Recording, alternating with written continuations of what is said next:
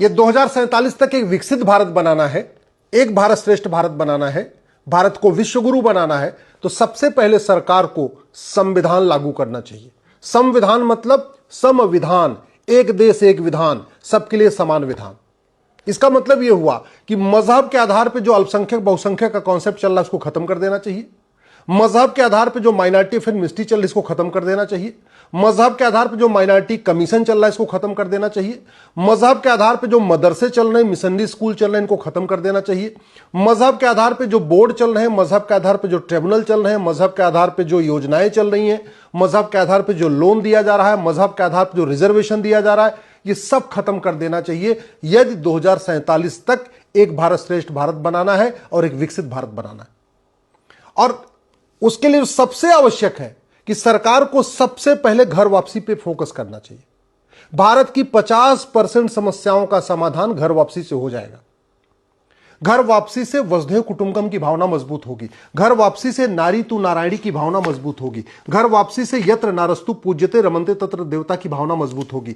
घर वापसी से सर्व मंगल मांगल्ये शिवे सर्वार्थ साधिके, यानी सबका विकास हो, सबका कल्याण हो, यह भावना मजबूत होगी। घर वापसी से जननी जन्म भूमिष्य स्वर्गादप गरीसी की भावना मजबूत होगी।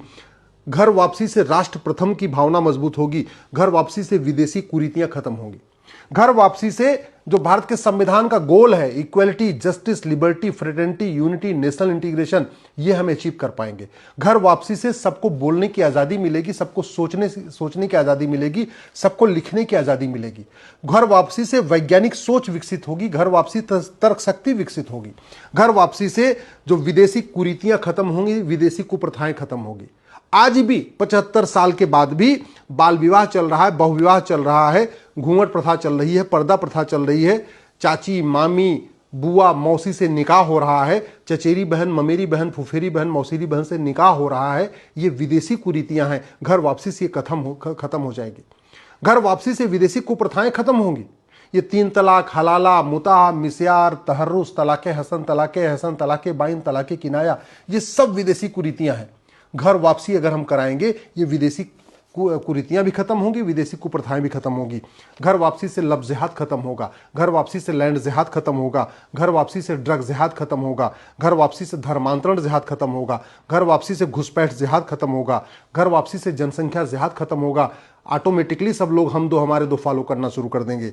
घर वापसी से पत्थरबाजी रुकेगी। घर वापसी से जानवरों पे हिंसा रुकेगी। जो जानवरों की बहुत ज़्यादा हत्या हो रही है उस पर भी कमी आएगी। घर वापसी से गुलामी के नाम अपने आप मिट जाएंगे। आज की डेट में जो वहशी दरिंदों के नाम चल रहे हैं वो क्यों चल रहे हैं? वो इसलिए चल रहे हैं कि एक पक्ष चाहता है कि वह बाबर, हुमायूं, तुगलक, गजनी, गोरी के नाम पे सड़कें चलती रहें, मोहल्ला चलते रहे, गलियां चलती रहें, जिलों के नाम चलते रहें। घर वापसी हो जाएगी, ये सब अपने आप खत्म हो जाएंगे।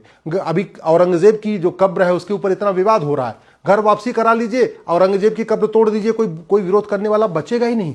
घर वापसी से गुलामी के स्कूल बंद होंगे, गुलामी की सोच बंद होगी, गुलामी का विचार बंद होगा। और घर वापसी से भारत की संस्कृति मजबूत होगी, भारत की परंपरा मजबूत होगी, अपराध कम होगा, पत्थरबाजी कम होगा। घर वापसी से दंगा कम होगा। घर वापसी से नशे का जो इतना बड़ा कारोबार चलता है वो कम होगा।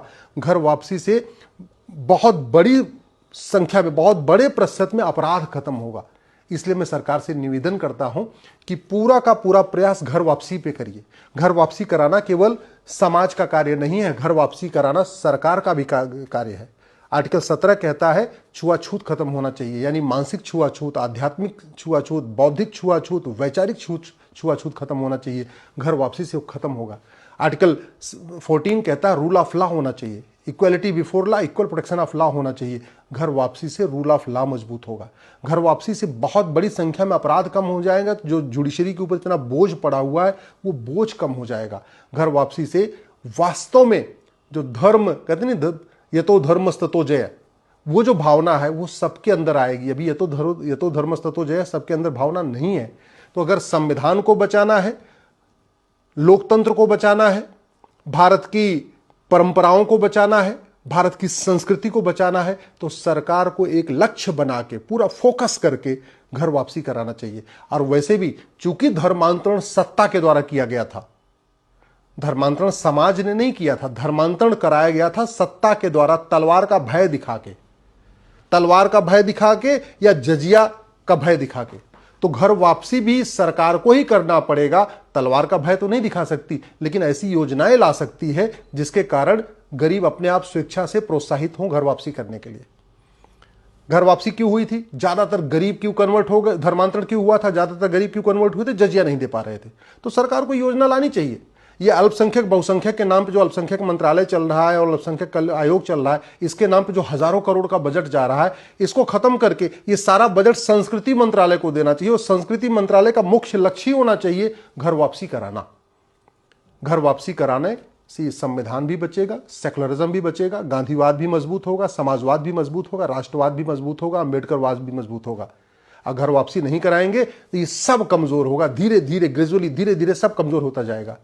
बहुत सारी समस्याओं का 50% समस्याओं का समाधान घर वापसी है। इसलिए सरकार को, केंद्र सरकार को भी और राज्य सरकार को घर वापसी के लिए संगठित होकर गंभीरता के साथ प्रयास करना चाहिए। बजट एलोकेट करना चाहिए। जो लोग घर वापसी कर रहे हैं उनको मुफ्त में मकान देना चाहिए, उनको मुफ्त में राशन देना चाहिए, उनके लिए कुछ रिजर्वेशन का प्रावधान करना चाहिए, उनके बच्चों की सड़क को मुफ्त शिक्षा देना चाहिए, उनको बच्चों को मुफ्त चिकित्सा देना चाहिए। लेकिन घर वापसी को बहुत तेजी के साथ करने की जरूरत है, क्योंकि इस एक कार्य से बहुत सारी समस्याओं का समाधान हो जाएगा।